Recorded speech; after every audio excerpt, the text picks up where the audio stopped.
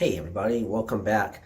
Today is Christmas Eve and I am repainting my office. Trying to give it a little bit of a makeover in here.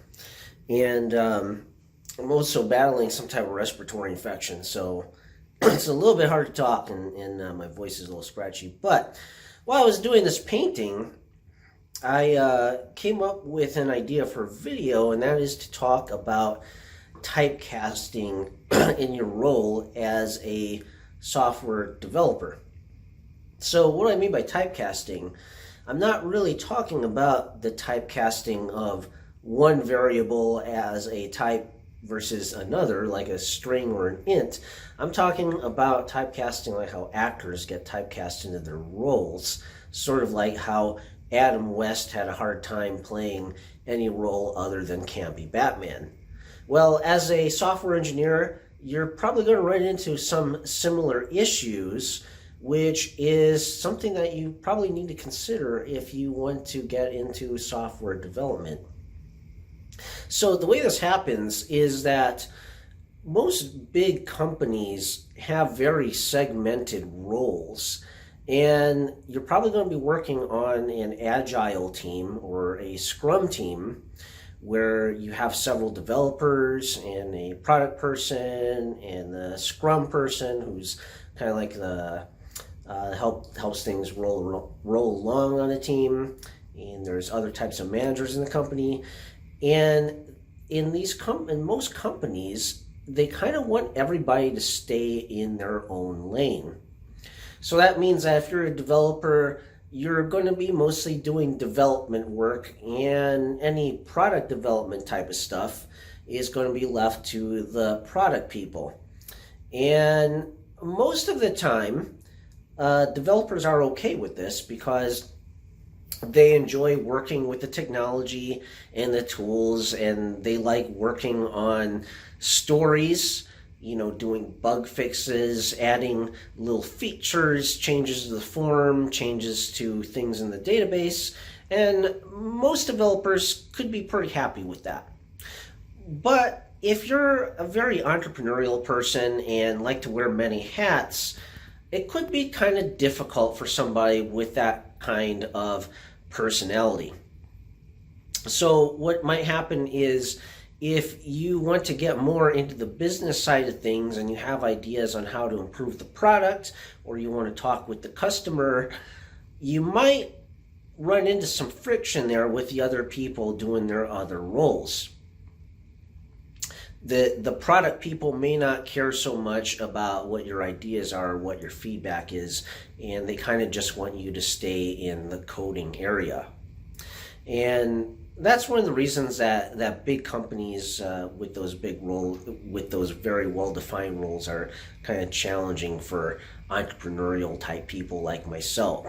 So what are some things that you could do about that? Well, for one, you could just kind of accept it and take your developer pay and be happy with that. Or you could probably try finding an organization that kind of welcomes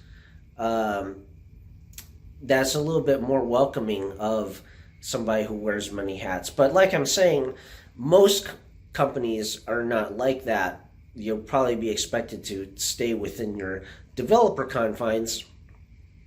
And if you're going to find a company where you can wear multiple types of hats and do different types of roles on the team and get more involved in the product development, talking to the customer, it's probably going to be at a smaller company.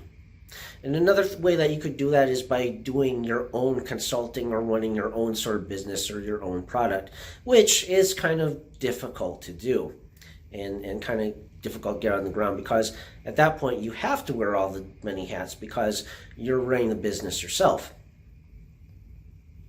So a lot of people, they get burned out from being a developer, and maybe they want to have the fun of taking on the customer related type of stuff and want to add more value to the company in that way. And solving business problems and solving customer challenges could be a lot of fun.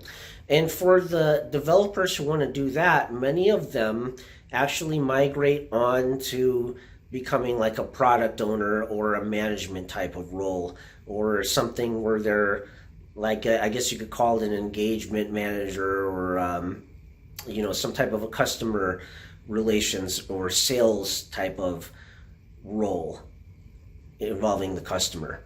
And that's how a lot of developers move on from doing just development to something else.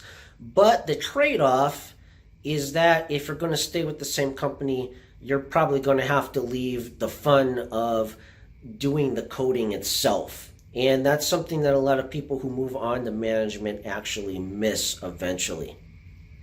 So there's some trade-offs there, and unfortunately in a lot of places you're kind of in an all or none situation. You have to kind of take the prepackaged role, and it's kind of difficult to wear other hats in that role, no matter what they say in the interview. Like a lot of companies, they'll make it sound like you're going to be doing a lot of different tasks and multitasking, but really when you get into the job, you're just going to be doing development.